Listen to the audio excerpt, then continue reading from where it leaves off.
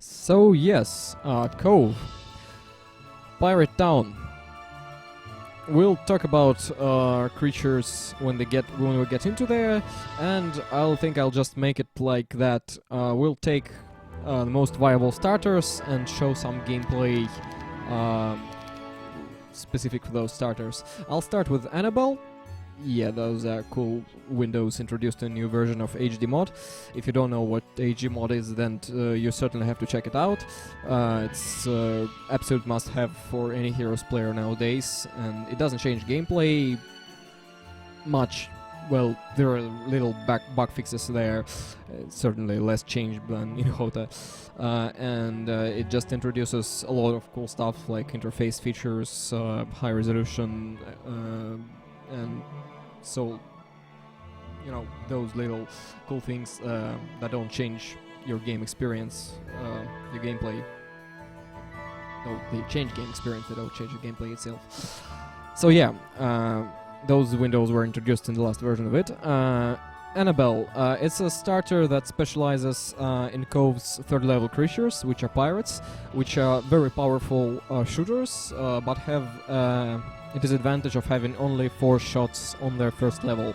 We'll talk about pirates more when we get into it. For now, I have to say that this starter relies on heavy firepower week 1, and it has very good starting skills, which is offense and archery. Archery is actually much better in Hota than it was in Shadow of Death in Sod, because of high probability of ending up with big stack of Cyclops. So yeah, good starting skills, good class overall, captain, warrior class of pirates, and good starting army. Whatever you need more. So let's start. A map and show around a bit with Annabelle, and show around a bit with Cove. So let's start first with creatures. I think for that we'll need to enter a little cheat code, which I more call like developer option. First level creatures, nymphs and their upgrade oceanids. Imagine yourself a fairy, and you pretty much get it, because nymph is very similar to fairy. It has a bit more health, a bit less speed, though still pretty high speed.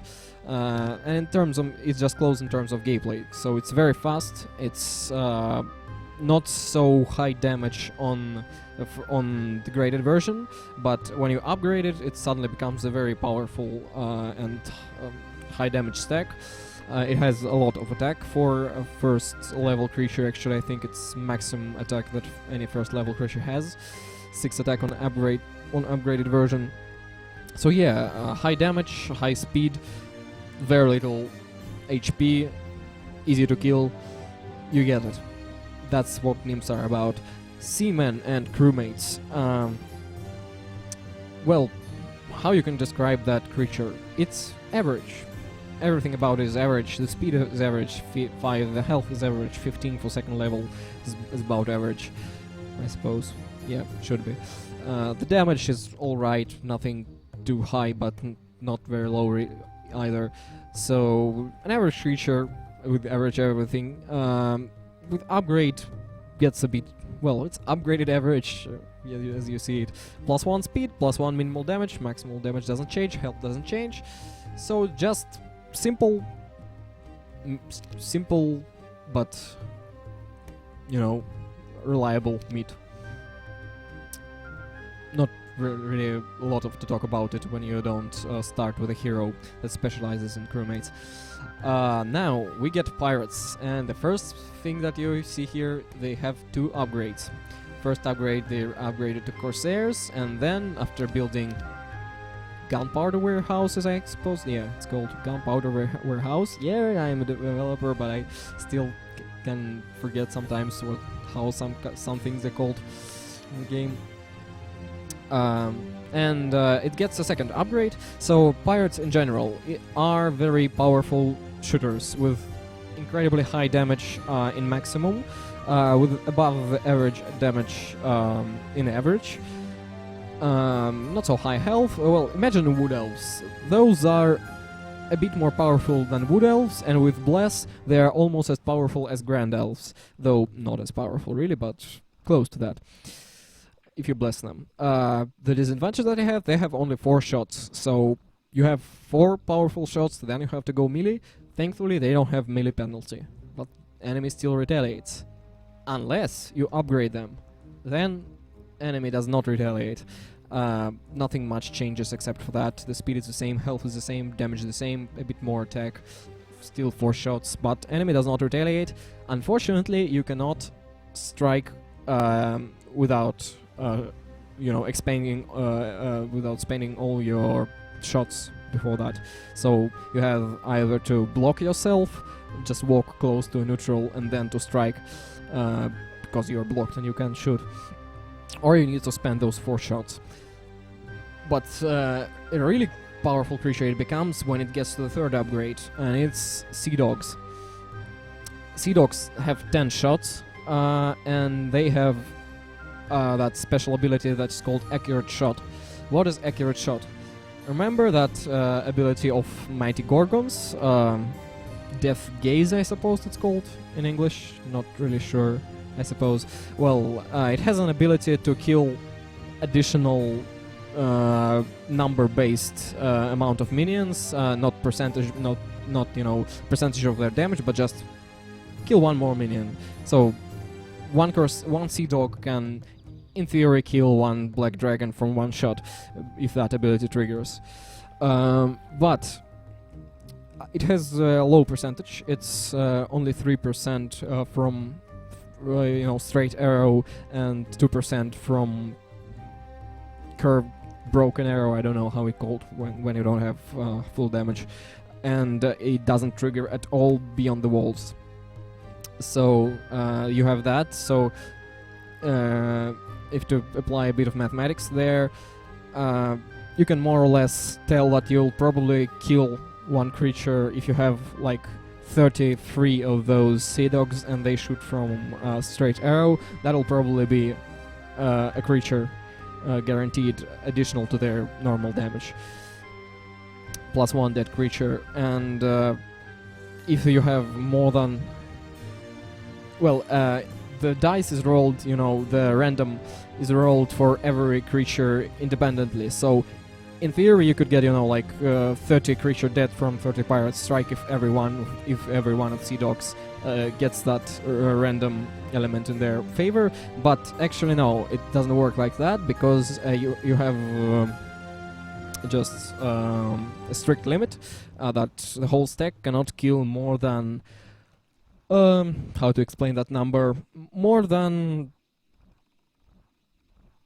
well, every 34 Sea Dogs add +1 creature to the maximum amount they can kill. So one Corsair from 1 to 34, from 1 to 33 Sea Dogs can kill only one creature. From 34 to 66, I suppose, 65, something around that.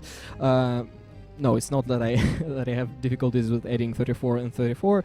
It's just that it's not exactly 34. It's 33.3 period.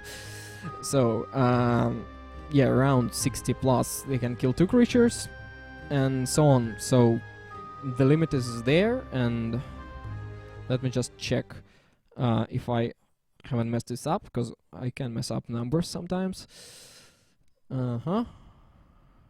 I'm just checking official documentation of the game. Because I'm checking, because we've changed actually that number a number of times, and it can be I could mess this up with some previous version of it. But as I see it, I'm quite actually right. Yeah, so you have number of creatures multiplied by X, where X is the 3 for shooting straight arrow and 2 for shooting broken arrow, and then you divide that by 100.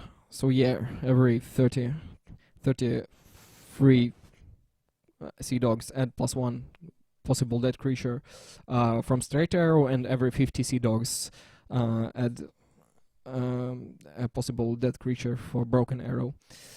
Yeah, that was quite a long description, but I had to describe that because that ability is a target of a lot of discussions, and I just had to get it straight how exactly it works. So it works like that.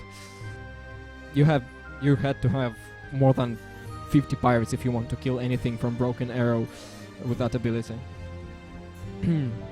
Of course it's random, so you can get even one pirate to kill something. That's there.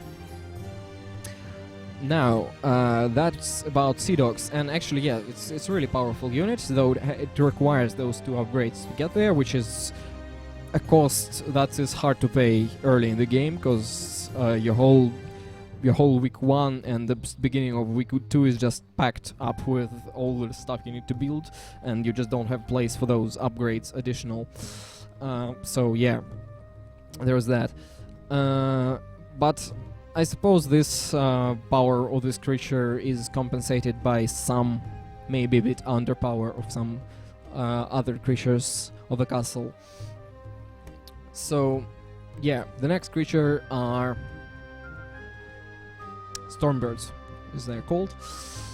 Previously they were called, I suppose, Ocean Spirits, or weren't they? They probably weren't. Yeah, those are Stormbirds, and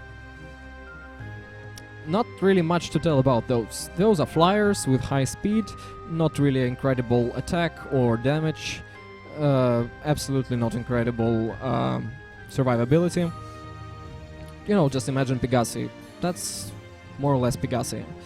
But it gets more interesting when you upgrade them. Of course, you do require that upgrade, which is additional day and additional cost, which is actually quite high, as I remember, for upgrade.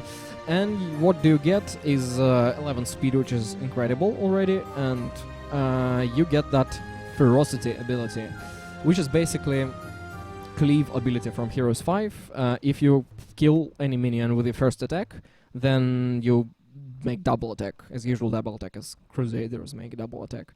But it only triggers if you kill at least one creature with the first strike. So yeah, it's pretty powerful, but you have to remember that the enemy does retaliate after the first attack, so if you don't remove that retaliation by some previous attack, then your second strike can be pretty weak. Yeah, not really much to tell about that.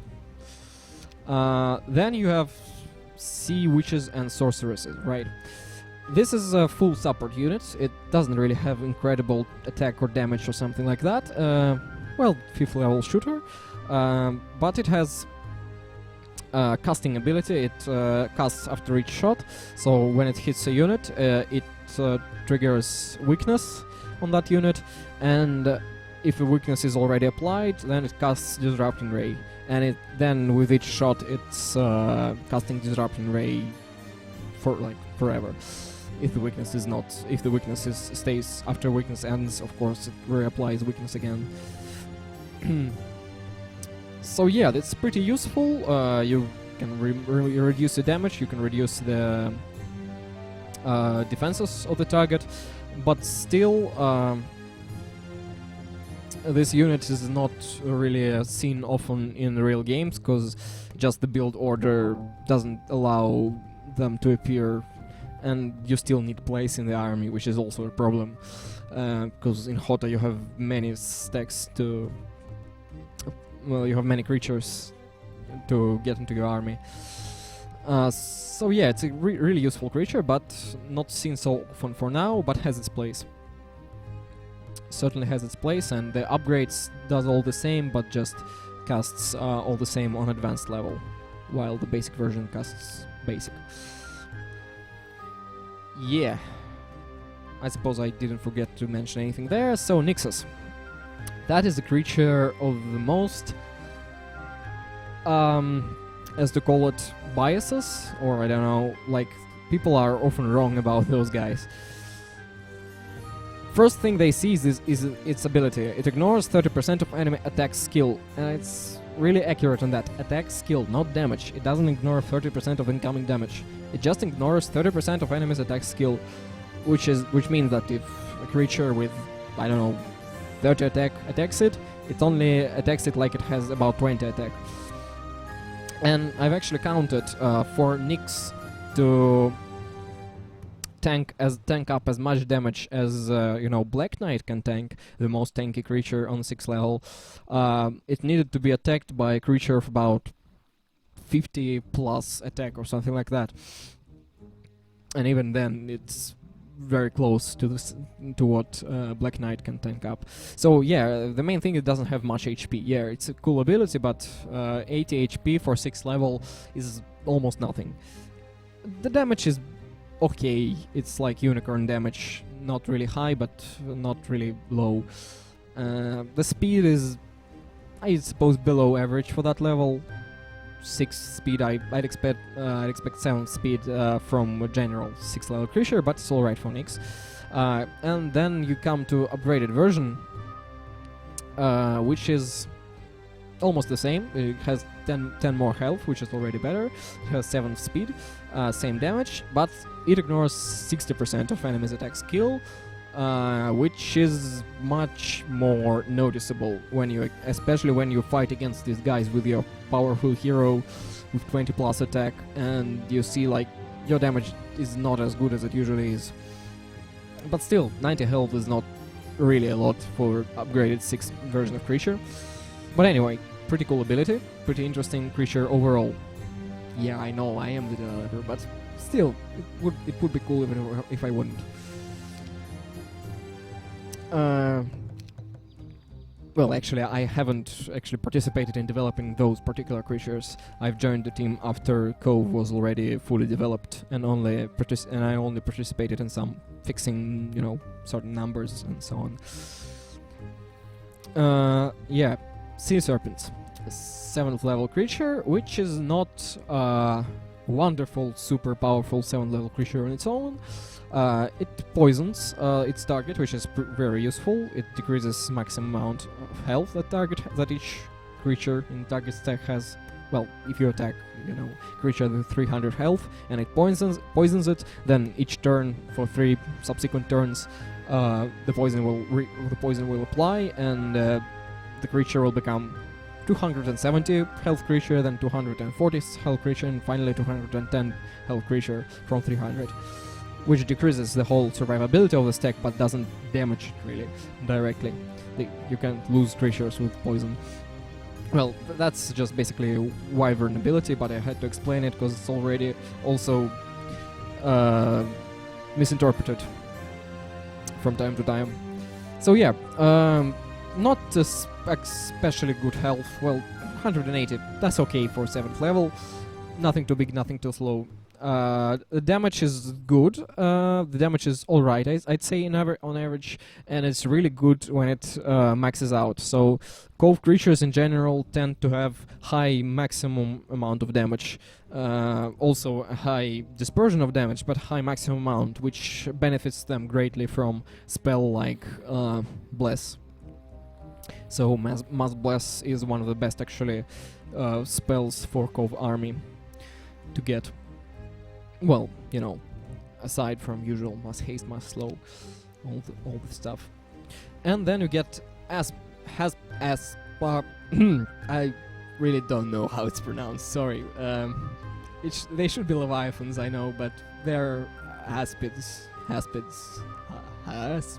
Well, anyway, I think I'll have to use Google Translate voiceover for that. Yeah, Aspids. Those are much more powerful, which is alright for a 7th level creature. They have 300 health, which is, more or less standard good 7th level creature upgraded version health pack. They have pretty much the same damage, but they have a new very cool ability, which is Revenge, which means that their damage goes up and up as long as the stack dies. So as long as the stack loses 8 HP, sorry. So it counts on the whole HP that the stack has, not just 300, but 300 multiplied by the number of creatures in the stack. So, if I remember correctly, when about 30% of those creatures are dying, it remains on the same more or less level. if I don't mess this up. Actually, the formula is pretty complicated to interpret in the, with just plain terms of usual people. I am a mathematician myself, and still I have some troubles interpreting it in normal language. You can get the formula in the official documentation, which the link will be also in the description, probably in the description of the first video of the playlist. But still, even when about a half of aspects die, they remain on comparable power from their whole stack, which is a pretty high value ability. But still, aspects don't have their conservator generated on random maps, and sea serpents rather don't have their conservator generated, so usually the amount of them is not as great, and I haven't seen yet a single online game where the stack of aspects will actually decide the outcome. So yeah, pretty valuable in potential, but not so often realized. I think that's it about creatures. I know that's a lot of information, but still, I think you get the idea. We'll just restart the game now. I think I'll have to... Yeah, I think I'll have to do it like that. You see the black screen now, and now you don't see it. But still you'll see some strange things, and I'll have to readjust it. Readjust it on air. I said here we go. Hey. That's not fair. Yeah, that's more like it. And we continue with our talk about Cove, but now we get more to heroes and starting plays of the castle. So again, same map, fastest roads, and let's go with Annabelle again. Alright, so what?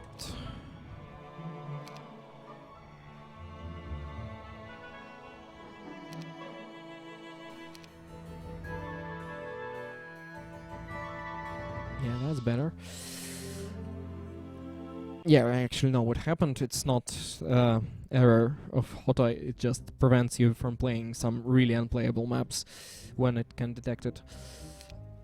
So, I'm actually just considering what did I get, 6, 5 and 4, which is really low amount of pirates. Usually in my tutorials I don't really restart much of the game, because I record, like 2 weeks of the gameplay, and I can still show like what you can do with whatever you get. But since we're just recording 2 or 3 days, I think I'll restart once or twice until we get decent starting army. Yeah, that's better. 7 pirates on the second hero. That's already much better. So, Annabelle, daughter of whom earless Nils. Alright. I'm actually still considering talking about like you already know. Sorry for that. Just some thoughts aloud. So,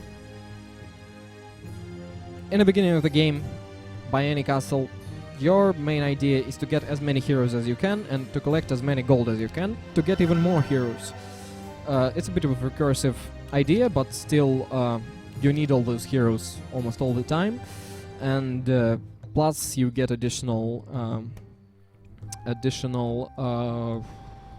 how it's called, scouting on day 1, and you can decide better whether you want to play this map or not. So in this case we get observatory, which is really good to explore just your options. And now I'm gonna talk a lot about what we see here, because we see a lot of new objects already.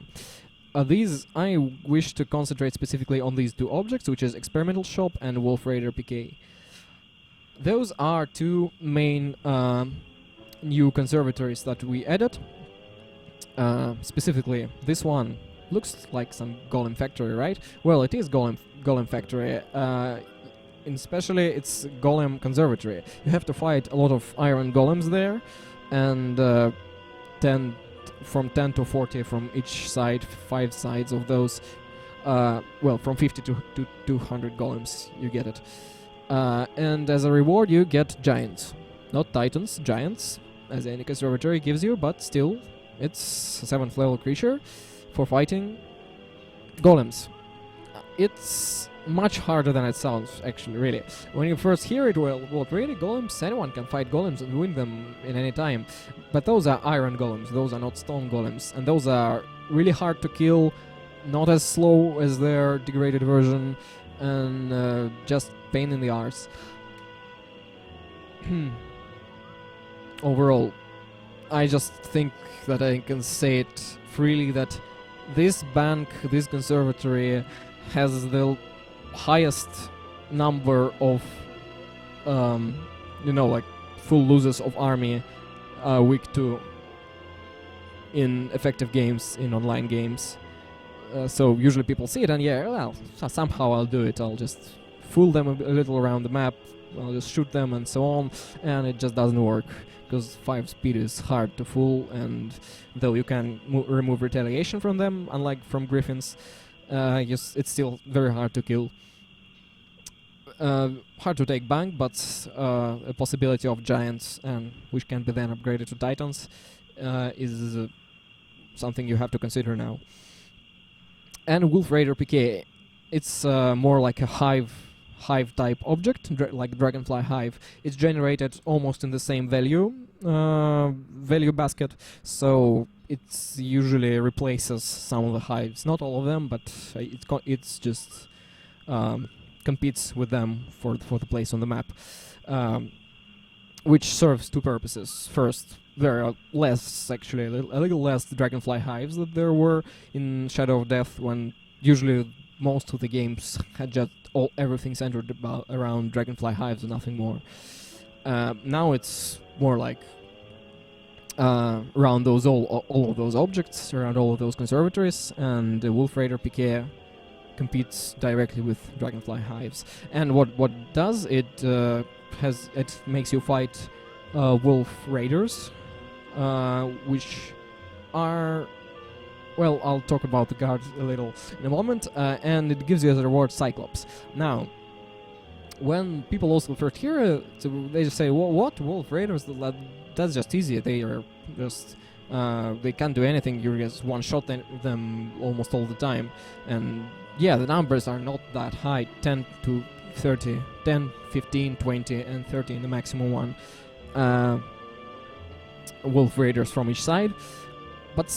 But it's really, well, people just compare it to Dragonfly Hives, and Dragonflies are really hard to kill, and that's the main problem of them. They're high speed and hard to kill. Wolf Raiders are a bit different. They're easy to kill. Not so high speed, but still a very high speed, very hard to usually overspeed them early. But they deal so much more damage. It's just incredible. You cannot usually take a single strike from them. It's just amazing how many you can lose there if you underestimated that conservatory.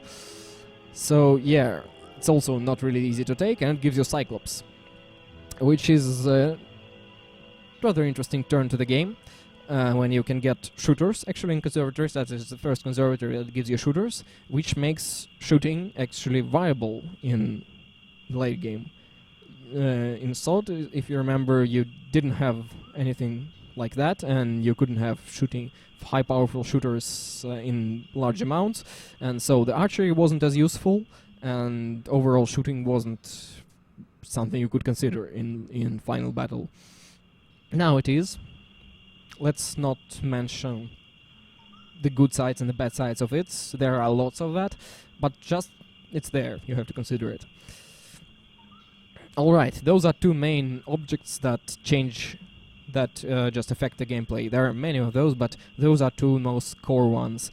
And those are 2 most core new conservatories. There is one more that is generated on random maps, but we as the developers do everything we can to minimize its appearance on the map, it has to be rare.